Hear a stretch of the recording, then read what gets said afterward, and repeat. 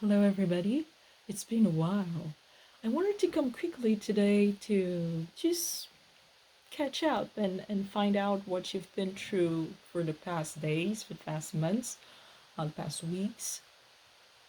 Things have been, a lot of things happened with the closure or the inactivities of Petron Pay and the major platform. My message today is to acknowledge that there's been a lot of disappointment. A lot of people have given up in investment because they've been scammed and the investment they were involved in has closed, like the platform are no longer working. They've lost a lot of money and now they're just discouraged and about to give up. I myself and many people I know and I care about have been in similar situation. Today I just want to have this small message to tell you not to give up, okay? We need to be strong. Investment, as we all know by now, is very risky and we need to be tougher. But then losing one platform doesn't mean that investment itself it's not working, okay? There's something called the principle of failing forward. And I also appreciate this line that says that one way of doing something right is to first doing it wrong, but not do it wrong for too long. So don't keep on repeating the same mistakes. So I think investing where you've invested and not getting the result is also a learning curve. It's also an opportunity to learn from this experience that was not successful and trying to decide how you want to go about your investing experiences. There are many opportunities there out there. I'm pretty sure people have probably come to you to tell you about another great thing that is not a scam. And now the experience of knowing that you've trusted people, maybe blindly or quickly before, may cause you to think twice and maybe misbehave. Today, I'm going to share with you three lessons that I've learned through this. This is just based on my personal experience, but then I decided to share that with you because maybe other people can relate to my experience and maybe with what I'm sharing today, you can start a process of thinking through what you've learned and what is your strategy moving forward. The first thing I've learned is that I will never ever again rely on someone else's to do my investment for me or to take investment decision for me, even if the person is a relative or someone close to me in a way or another. Why I'm saying that is because I've started investing in a couple platforms by hearsay. Just someone told me this is a great thing. I didn't know much about what it was, and I just decided to, yeah, I'm going to go. And I didn't know how it works. I didn't know the project. I didn't know much about that. And I said yes. And then I got screwed. So never again. I'm going to surrender my investment decision in someone else's hand. This is just a no no for me. The second thing I've decided not to do ever is to invest for other people or to take other people's money and run their business for them. No, it's not working. It hurts when it doesn't work. It's also a lot of work. And at the same time, it takes a lot of energy and it can damage your relationship. From now on, if someone wants to be interested, if I have an idea, I can share with people, but I'll let the person take responsibility of that. If you're interested in something, just do it yourself and not call me and tell me to just do it for you. And I'm not going to do that anymore. And that also it means that I am going to step back also from MLMs, that multi-level marketing, this way of investing where you make profit by recruiting. Some people find it very attractive, and a lot of people make money on that, don't get me wrong. But there's something also called hedge funds. With the platform called Patron Pay, I think one of the Patron Pay, the official narrative that the company presented was about them investing in oil. But then the first crisis we experienced with them was related to the Bitcoin falling in value. And my question was, if you guys are invested in oil, how does Bitcoin failure affects your business to the point where you're no longer able to pay your investors? That was the first question. And then the second thing is that during the course of their operation, the price of oil fell considerably, but still they were in activity, nothing affected them. So those two events led me to the conclusion that maybe this is just this is just my hypothesis. Maybe it was not quite, or it wasn't oil 100%.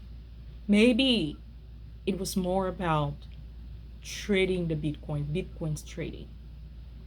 So in this case, is also surrendering my investment decision into someone else's hand and giving them total control. The problem with hedge funds, like it's like an hedge fund. You have many people that became billionaire. Don't get me wrong. There are two ways that the way it goes is like you have a savings account. You know, when you put your money in the bank has the legal guarantee to protect your money. But at the same time, the bank uses your money and goes and invests it in the stock market, makes huge profit on it, and gives you pennies, almost nothing of the interest that they made. It's true that they're also running into risk, right?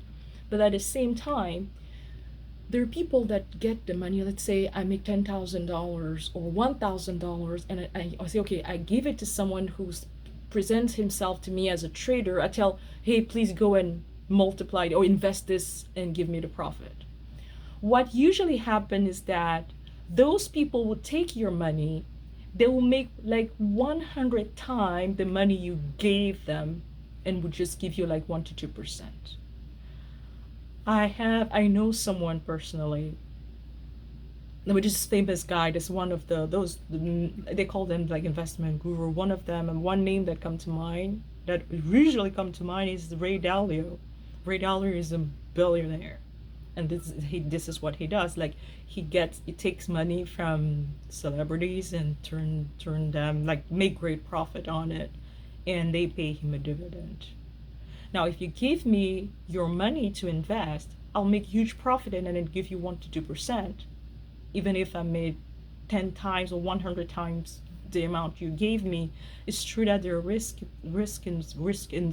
involved also.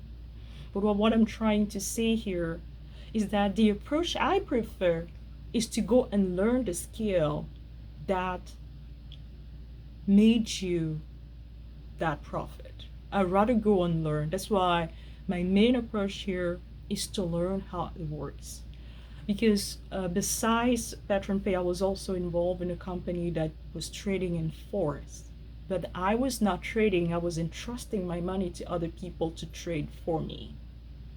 But in the end, I realized that, yeah, I made very tiny profits on that, but I am pretty sure that the people that were trading for me made much more than what they gave me. And would I, if I had to put in the effort to learn that skill, I could just do my trading by myself without relying on other people. And this is also something I am considering doing. There are a lot of opportunities. And the thing is about that is, like, since I decided not to go multi-level marketing anymore, I may share a link of something that I do, but everything I say, it's not financial advice. I'm not a financial advisor. I am just saying everything for entertainment. This is just my personal opinion, and I'm not encouraging you to go a way or another. Okay? The last thing I want to say is that one key ingredient of success is consistency and perseverance. You know, 10% of people that get involved in something succeed, and 1% constitute the top of the successful people. Do you know why? Because they're the one that persevere. They go through hardship, through all kinds of misfortune, but they stay in the game. They don't give up. My suggestion to myself is that I am not going to give up. I am going to continue learning, getting better. All those losses have just encouraged me to learn more. The next decisions I'm making today are based on the experience I've gained through the losses. A lot of people that I see that are successful today have failed in the past. It's very rare. I don't even think you could find someone who is very successful that has never experienced failure. Failure is part of the game, failure is part of the process. You need to be perseverant. You need to continue to push forward so that you can achieve the result that you're trying to achieve. You need to have a goal. You need to set your mind focused on your target. Okay? Now is the end of the year. We're entering the month of December, which is the last month of the year. It's a great time to set up the new target investment goal for next year. This is a great time to decide where you want to take your investment, to what level you want your investment to go. And this is an exercise that I'm doing myself too. It's been a crazy year, but it's also been a very interesting year in terms of investment, in terms of learning, in terms of experiencing. And I think I am I'm a bit more than what I was a year ago. I've learned a lot of things, good and bad. And next year, I'm trying to reflect, I'm trying to go through that experience and try and see what I could have done differently. And try and decide what I need to change, what I need to do more of, what I need to do less of, what I need to cancel altogether.